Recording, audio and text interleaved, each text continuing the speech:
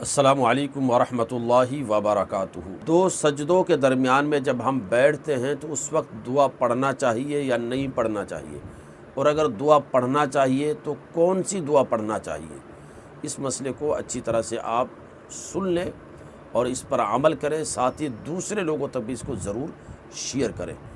دو سجدوں کے درمیان میں جب ہم بیٹھتے ہیں، مثلا پہلا سجدہ کیا اور اب بیٹھے ہوئے ہیں، دوسرے سجدے کے بیچ میں تھوڑی دیر بیٹھے، تو اس پیریڈ میں فرض نمازوں میں ہے نا، فرض نماز چاہے وہ امام ہو یا امام کے پیچھے پڑھنے والا کوئی مقتدی ہو، یا کوئی آدمی فرض نماز اپنی تنہا پڑھ رہا ہے، تو دونوں سجدوں کے درمیان میں اللہم اغفر لی یہ پڑھنا مستحب ہے۔ اللہم اغفر لی یا رب اغفر لی یہ پڑھنا مستحب ہے، لیکن بہت زیادہ دیر تک نہ پڑھا جائے، لمبے دیر تک نہ پڑھا جائے، کہ خاص طور سے امام اگر ایک سجدے کے بعد لمبے دیر تک اس طرح سے قرآن کی دعائیں پڑھتا رہے، احادیث میں جو دعائیں آئی ہیں ان دعاؤں کو پڑھنے لگے تو مقتدی شش و پنج میں پڑ جائیں گے، لقمہ دینے لگیں گے، شاید امام دوسرا سجدہ کرنے بھول گئے ہیں۔ تو جیسے آپ سجدے سے فارغ ہوئے، سجدہ کر کے بیٹھے، ایک بار پڑھ لے اللہم اغفر لی، ہے نا، پھر دوسرے سجدے میں چلے جائیں۔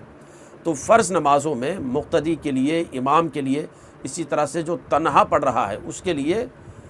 یہ پڑھنا اللہم اغفر لی پڑھنا مستحب ہے، لیکن بہت زیادہ دیر تک پڑھنا یہ مکروہ ہے، طویل دیر تک لمبی لمبی دعائیں کرنا یہ مکروہ ہے۔ اور کوئی نفل نماز ہے تو نفل نماز میں دونوں سجدوں کے بیچ میں خوب لمبی دعائیں کر سکتا ہے، کوئی آدمی کرنا چاہے تو قرآن میں جو دعائیں آئی ہے، احادیث میں جو دعائیں آئی ہے، نماز سے فارغ ہونے کے بعد جو دعا ہم کرتے ہیں وہ دعائیں نفل نماز جو ہیں ان میں دو سجدوں کے درمیان میں وہ قرآنی دعائیں کر سکتا ہے، اور یہ کوئی مکروہ بھی نہیں ہے، بلکہ کرنے والے کو اجر و ثواب بھی ملے گا۔ تو اس مسئلے کو آپ اچھی طرح سے یاد رکھیں، ساتھ ہی ویڈیو اگر آپ کو مفید لگی ہو تو ضرور اسے لائک کریں، شیئر کریں، چینل کو سبسکرائب کریں، تاکہ اسی طرح کی اہم اور دینی معلومات بر وقت آپ تک پہنچتی رہے۔ السلام علیکم ورحمۃ اللہ وبرکاتہ۔